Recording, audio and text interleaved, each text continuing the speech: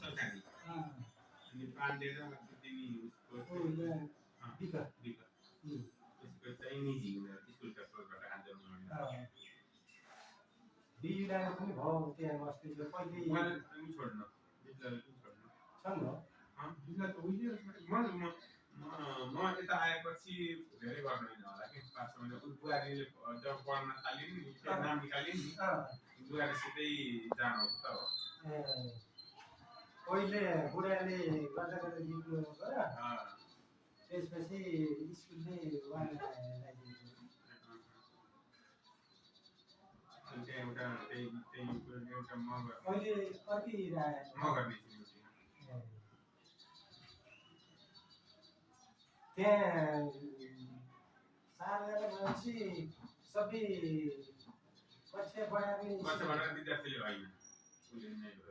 4 जनाले बाँडेर पढायो 2 जना अब मिलिकन त्यसै छोड भन्ने कुरो भएन त्यसै केही चाहिन्थ्यो कि भन्ने आशा हो क्या अब त्यो पनि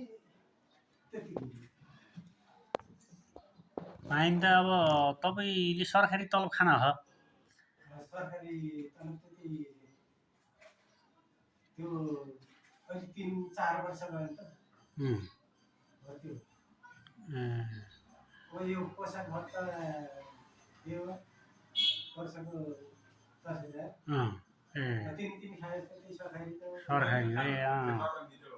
अरूले पाउनु गभर्नमेन्टले भने भएन ए यहाँ एउटालाई दियो ए चारवटा सरकारको छ नि चारवटा निजी हुन् दुईटा निजी दुईटा सरकारी यहाँ चाहिँ एउटा निजी एउटा सरकारी त्यहाँ पाण्डेको निजी पाण्डेको निजी अर्को